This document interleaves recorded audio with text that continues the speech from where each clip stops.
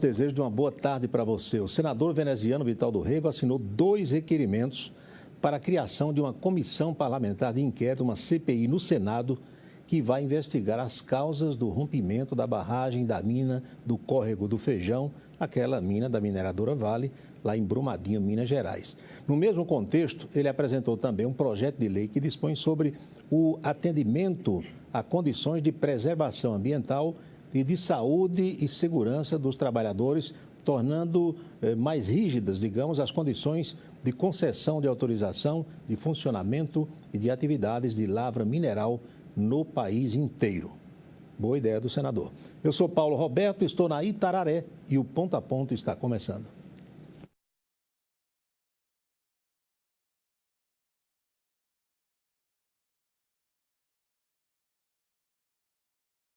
O senhor presidente da República, Jair Bolsonaro, cobrou ontem que a Polícia Federal esclareça, segundo ele, nas próximas semanas, quem foi ou quais foram os responsáveis, os mandantes do atentado sofrido por ele no dia 6 de setembro do ano passado, em Juiz de Fora, durante a sua campanha eleitoral.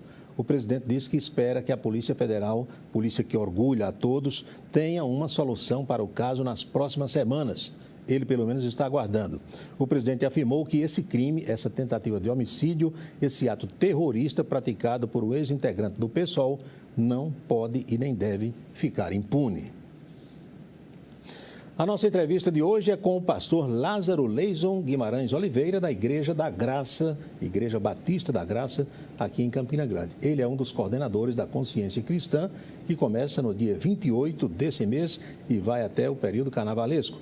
O pastor cuida de um dos importantes segmentos do evento, que é o das mídias digitais. Nós o convidamos para falar sobre esse trabalho, sobre a grandeza do evento Consciência Cristã, que chega à edição de número 21, e também sobre o seu trabalho de evangelização. Pastor, boa tarde, seja bem-vindo ao programa. Boa tarde, agradeço a oportunidade, Paulo Roberto, de estar aqui com vocês. Tudo em paz? Tudo bem, graças a Deus. Qual é a importância das mídias digitais para um evento como a Consciência Cristã? Bem, a nossa visão é a seguinte: Cristo, ele sempre que ele precisava levar a sua mensagem, ele ia até onde as pessoas estavam. E hoje, as pessoas estão onde? Estão na internet, estão nas mídias. Boa parte da vida das pessoas se processa hoje nas redes sociais, se processa hoje na internet. Então, por que não levar Cristo até onde o povo está? Então, por isso que é a importância de você trabalhar mídias nessa era da informação para levar a mensagem do Evangelho cada vez mais longe. É a igreja se modernizando, se atualizando. Exatamente, corretamente. Os senhores sentem a repercussão do trabalho, o retorno através das redes sociais? Sim, sim. As redes sociais têm nos possibilitado chegar mais longe e em vários locais do país. E nós percebemos que as pessoas elas despertam nas redes sociais o desejo de estarem aqui. Organizam caravanas, vem gente do Rio Grande do Sul, vem gente do Pará. Então, nós percebemos que de várias regiões, das mais distantes, as pessoas passam a conhecer o evento e demonstram esse desejo e até se organizam para estar aqui nesse período do Carnaval. Uma maneira, digamos, mais fácil de propagar as ideias. Exatamente, né? As correto. coisas. Agora, pastor, essas possibilidades se ampliam a cada semana, porque hoje a gente tem uma ferramenta, daqui a pouco surge outra, e a igreja também vai se atualizando em cima disso? Exato, exato. Nós tínhamos o Orkut, né, naquela época. Sim. O Orkut, ele morreu, né? Hoje a gente tem o Facebook, mas já existem especialistas dizendo que o Facebook tem caído, e agora o Instagram, que é a ferramenta que tem sido utilizada tanto para as mídias na área de comércio, quanto também na área de transmissão das informações. Foi o que os senhores pensaram para esse ano nesse setor, nessa área? Em relação, por exemplo, ao ano passado, que não teve e teremos agora? As mídias sociais nós teremos da mesma maneira. Sim. A diferença agora vai ser um programa onde nós vamos fazer a cobertura, cujo eu serei apresentador. E nesse programa nós vamos fazer entrevistas com nomes da teologia, nós vamos fazer interação com o público, na expectativa de trazer o público com uma interação maior com as redes sociais e trazer o público que está distante, que não pôde vir, para dentro do evento. Uma pessoa que está doente, tem dificuldade de locomoção. Exato. Né? Às vezes o fator econômico. O fator econômico também. Então nós teremos 10 programas de 3 horas. Nesses programas nós teremos quase 40 preletores que serão entrevistados Então, tem muito conteúdo para edificar o povo de Deus e para realmente tirar as dúvidas para aqueles que desejam enviar perguntas e coisas assim. E isso durante todos os dias do evento? Durante todos os dias do evento. Manhãs e noite. E noite. Isso. À tarde, como tem os eventos paralelos que ocorrem, nós não teremos transmissão ao vivo desses eventos. E o QG disso aí, o estúdio, será no próprio Parque do Povo? No próprio Parque do Povo, nós teremos um local, um stand, onde vai ser montado todo o estúdio e lá vai acontecer todas essas entrevistas. Tem como se aferir depois ou no momento essa audiência? Não tem como. Porque como é algo novo, Sim, então nós não sabemos ainda exatamente como é que vai repercutir. A repercussão vem depois, né? Exatamente. Vem depois.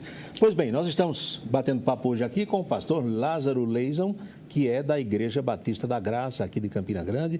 Ele é um dos coordenadores do evento Consciência Cristã e veio falar, entre outras coisas, sobre mídias digitais, questão na qual ele é especialista. Nós voltamos já para falar um pouco mais sobre o trabalho, sobre a organização da Consciência Cristã e também sobre o seu trabalho de evangelização. É um instante só.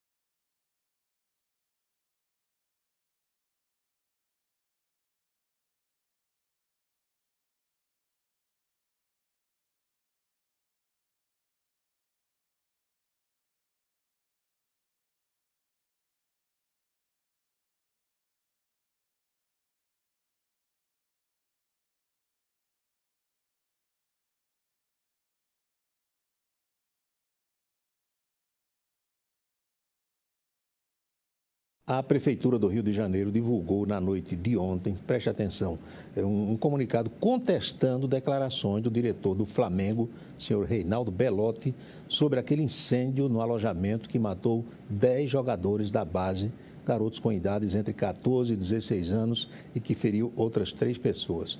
O órgão, a Prefeitura, disse que não é verdadeira a informação de que a instalação foi certificada pelo Conselho Municipal dos Direitos da Criança e do Adolescente para ser utilizada como dormitório. A gente entende que o jogo de empurra já começou. Aqui no Brasil, infelizmente, é assim.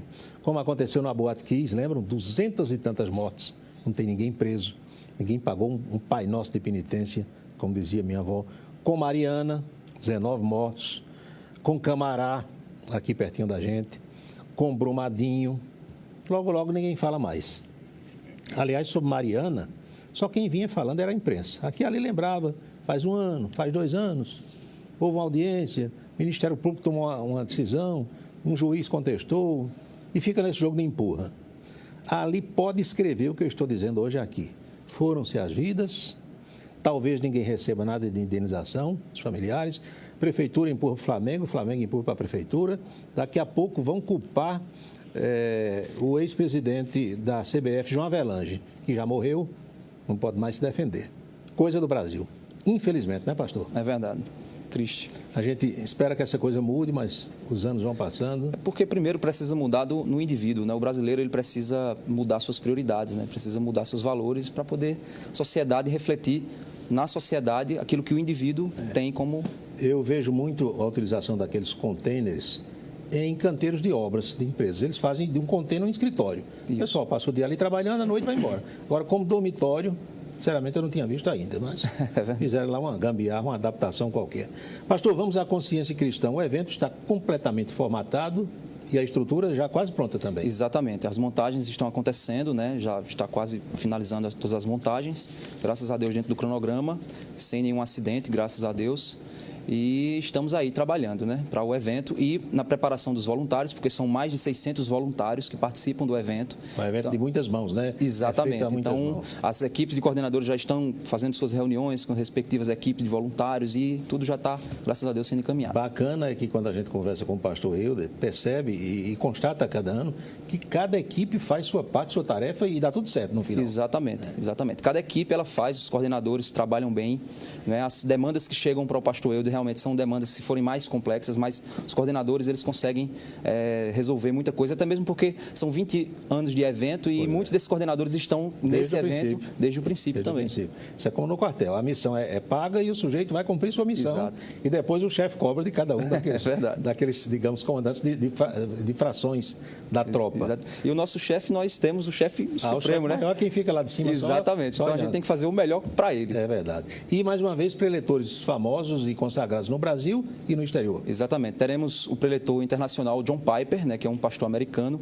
É um pastor tido hoje como um dos maiores nomes da teologia atual.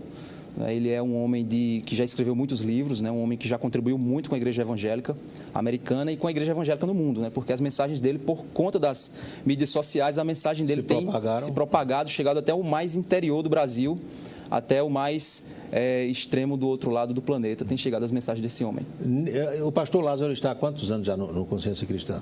Eu estou na Consciência Cristã, já estou entrando no terceiro ano. Terceiro ano. Exato. O que mais lhe impressionou nesses 2 anos passados? Olha, é a organização, a estrutura, né, do evento, o tamanho do evento e de que maneira ele consegue se processar, porque a minha formação na área de engenharia, eu sou especialista em gestão de projetos.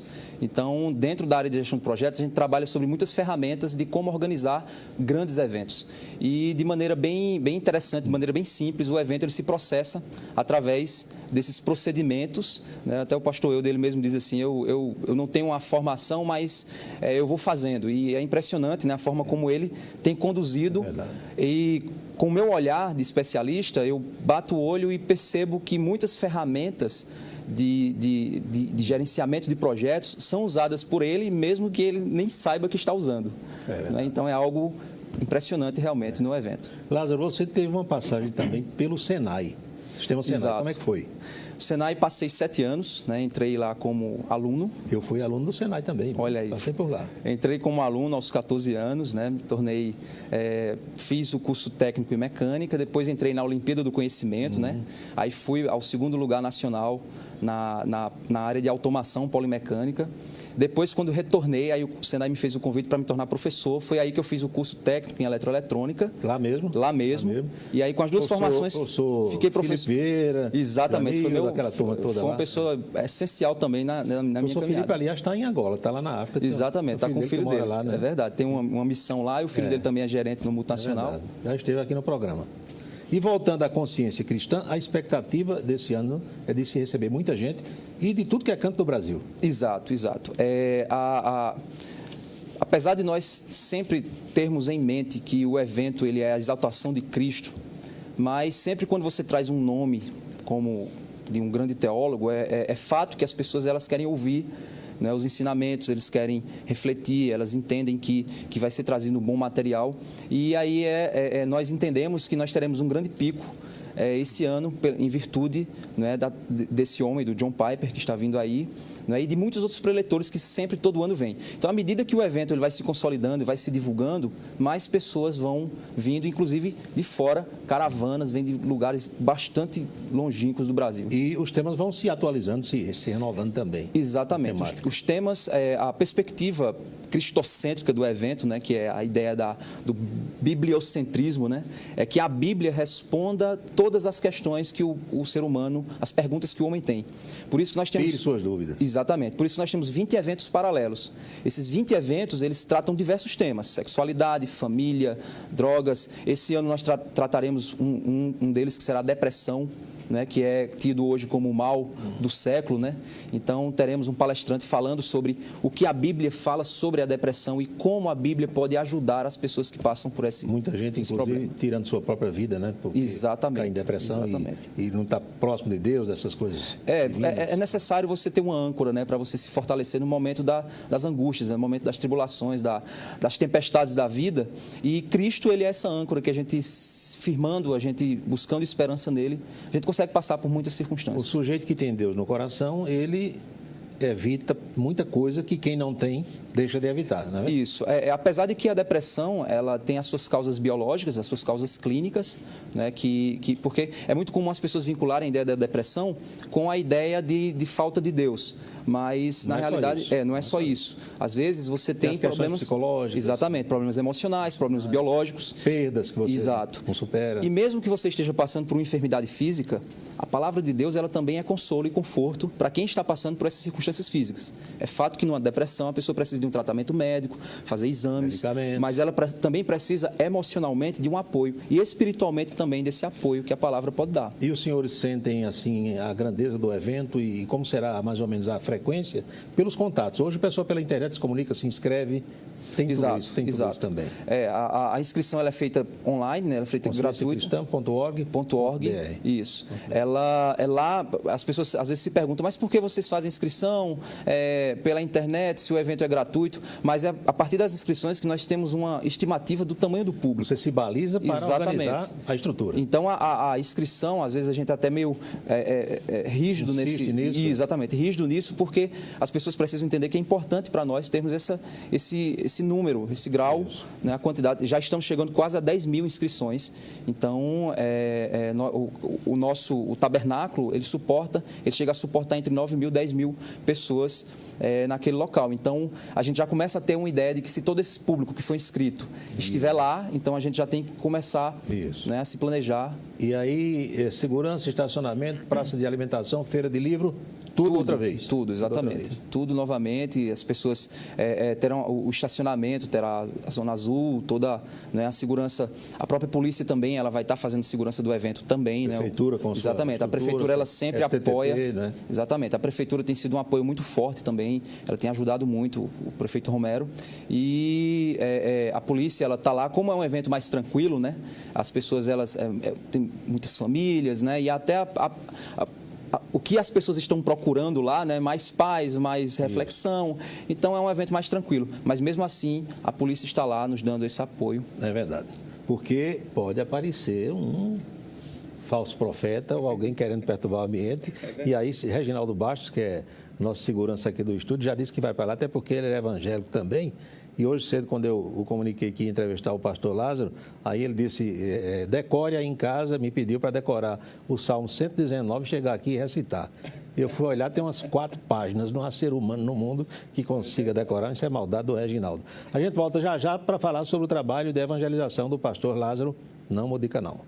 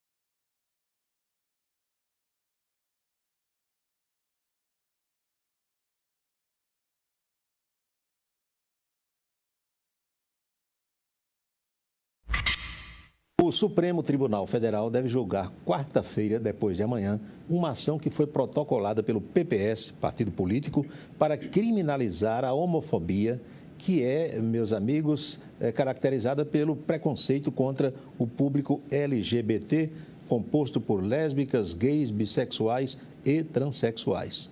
O processo tramita na Corte desde 2013 e será relatado pelo ministro Celso de Mello. Na sessão, os ministros devem definir se o Supremo pode ou não criar regras temporárias para punir agressores do público LGBT devido à demora da aprovação da matéria no Congresso Nacional. O povo reclama muito de judicialização de tudo no Brasil, inclusive eu, mas a verdade é que o Congresso se omitiu em muitas questões. Quando o Congresso não faz o seu papel, alguém provoca o Judiciário e o Judiciário acaba tendo de tomar uma posição, muitas vezes contra aquela que a sociedade quer. Mas para que judicializaram? Para que o Congresso que representa o povo e os estados não resolveu? Um caso a se pensar. Pastor Lázaro Leison, por que ser evangélico? Por que pregar o evangelho? Se é engenheiro, se é homem de projetos, homem que estudou para outras coisas. Como é que foi isso na sua vida? Bem, eu me converti aos 17 para 18 anos e foi... Ninguém em casa era evangélico? Não. Foi a namorada que levou para a igreja? Não, também não. Também não. Na realidade, eu passava por algumas circunstâncias pessoais e comecei a ler as Escrituras e comecei a encontrar muitas respostas para aqueles dilemas, para aquele vazio que existia. E aí foi onde eu tomei a decisão por Cristo e disse, não, eu quero seguir esse livro aqui, quero realmente obedecer. Conheci alguns colegas na universidade, já estava na universidade, que eram evangélicos e comecei a entender que eu precisava de uma igreja evangélica. Começou a frequentar inicialmente que igreja? Eu comecei a frequentar essa igreja mesmo, a Igreja Batista da Graça. Eu conheci ela. Não, ela fica lá, ela ficava na Prata. Ela hoje está nas Malvinas. A igreja que eu sou pastor. Sim. Né? Comecei a frequentar essa igreja e me afeiçoei pelas pessoas e aí me tornei membro. E foi nesse momento que começou a surgir o desejo por missões. E aí eu comecei a viajar para o interior, viajava muito para Taperoá, fazendo missões, levando a palavra. Ainda sem estudar teologia? Ainda sem estudar teologia, né?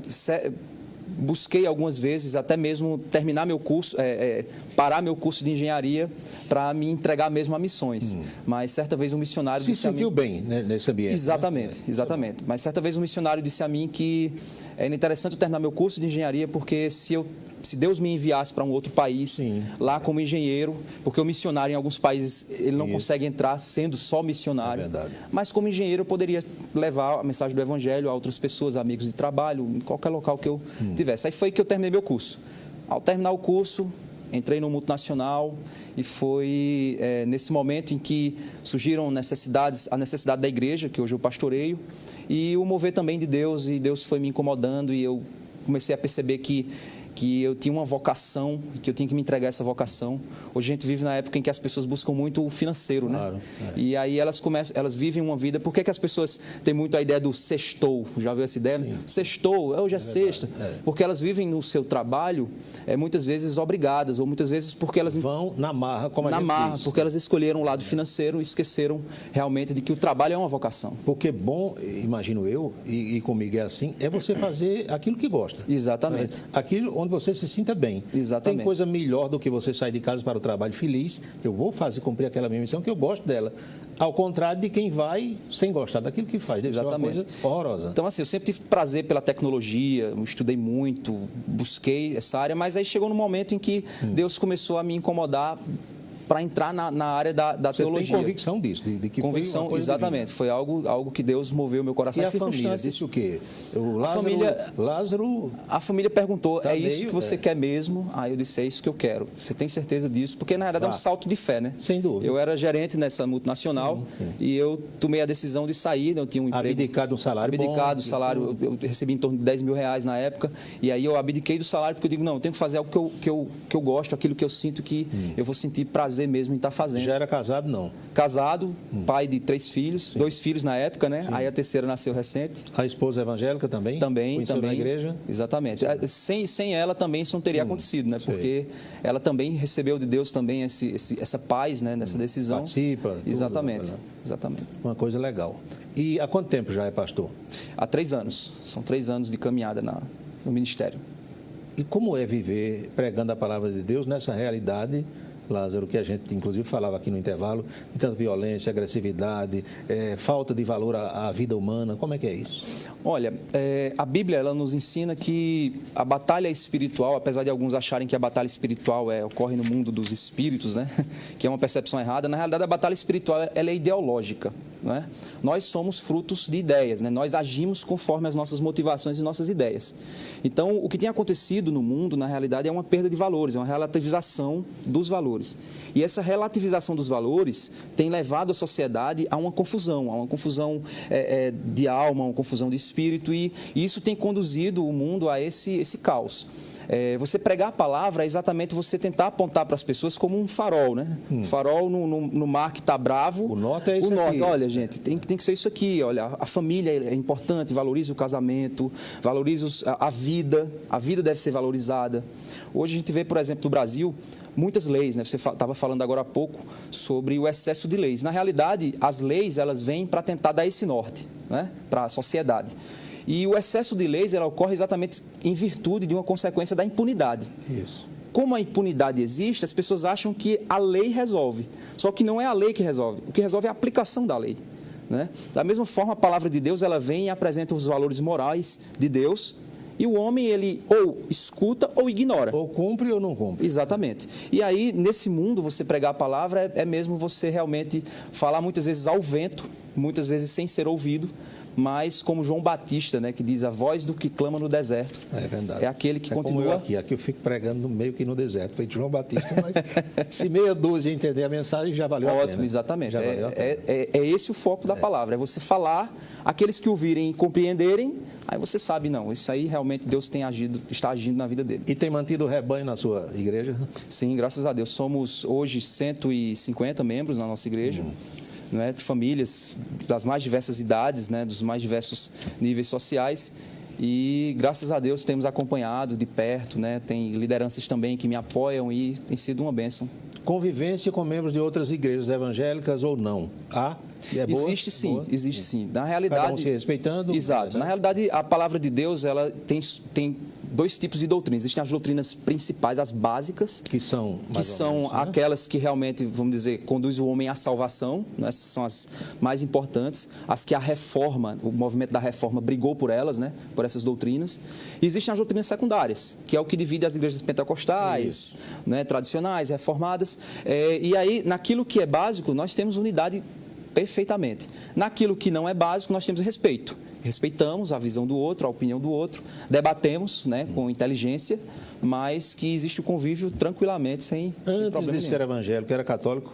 Sim. Era católico. Batizado, crismado? Batizado, fiz crisma, minha família toda católica, minha avó era rezadeira, né, no interior, né, então eu tinha fui toda... crismado, bem baixinho aqui, eu fui crismado por Frei Damião. Olha aí, tá vendo? Estou bem de crisma. Faltou conhecer Padre Cícero, que já havia morrido. Mas brincadeira à parte, então, a sua profissão acadêmica de engenheiro parou de exercer. Hoje está... Não, hoje eu faço consultoria, mas a minha prioridade mesmo é a vocação, certo? Agora, de um tempo ou outro, um intervalo aqui, um intervalo ali do meu horário, aí eu me permito, né, fazer consultorias, assessorias, inclusive a Vinac, eu faço um trabalho no ano de assessoria estratégica para eles, né, de assessoria na área de gerenciamento, e dou aula em faculdades, então assim, sempre tenho estado em contato com a engenharia também, não sendo a prioridade, mas sempre tenho, porque são 12 anos de vida profissional, né? Claro. E isso me trouxe uma bagagem e eu tento ajudar empresas com essa bagagem que eu tenho hoje. Pastor Lázaro, para a gente concluir, o Brasil tem salvação? Tem sim, tem sim. Tem salvação se o homem olhar para Cristo, né? Porque se você olhar, Cristo, ele dividiu a história no meio. Foi o único líder no mundo das religiões, né, vamos dizer assim. O antes e o depois. O antes de Cristo e depois de Cristo. Ele dividiu a história. Até hoje tentam provar que ele não é verdade. Até hoje tentam calar a voz dele. Né? E muitas tentativas na história de calar essa voz sempre foram frustradas. Mas essa voz continua clamando no deserto.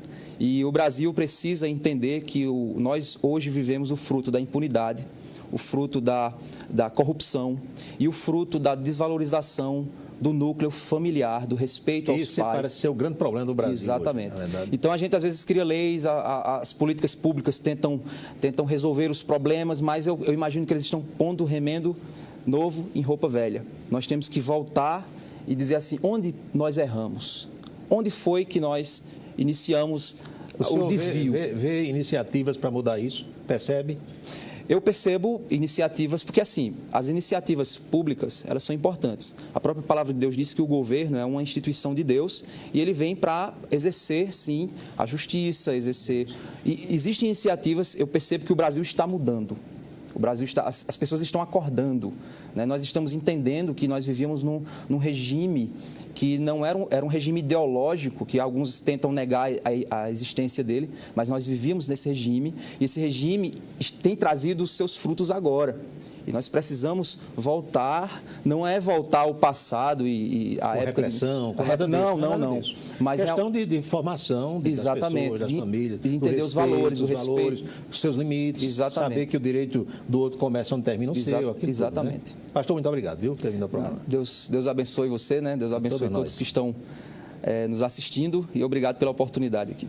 Obrigado a você também. conscienciacristã.org.br, endereço eletrônico para você se comunicar com o pessoal da Vinac. A cada dia que passa, vai ficando menor a presença do público nos estádios de futebol da nossa Paraíba. Por quê? Fácil explicar. A torcida presente, por exemplo, ao Amigão na tarde de ontem, segundo os colegas da Crônica Esportiva, foi uma outra demonstração de que os vândalos estão ganhando a batalha contra quem gostava de ir aos jogos apenas para torcer, para prestigiar o Galo ou a Raposa. Infelizmente, acabaram o nosso clássico. Vocês viram tudo o que aconteceu de novo ontem, depois do jogo lá no Amigão. Obrigado pela sua atenção, pela sua companhia. A gente se encontra outra vez amanhã, então logo termine o meio-dia na Itararé. Fale com a nossa produção e sugira temas para abordagem no programa. A nossa emissora está com a programação inteira nas plataformas digitais, incluindo o Facebook. E as notas que eu divulgo aqui vão direto para o blog do Paulo Roberto, que é esse aí, o camisa10.net.br. Vem aí a programação da Rede Cultura, gerada em São Paulo, com os desenhos educativos para a gurizada. Boa tarde para você, grande abraço e até amanhã.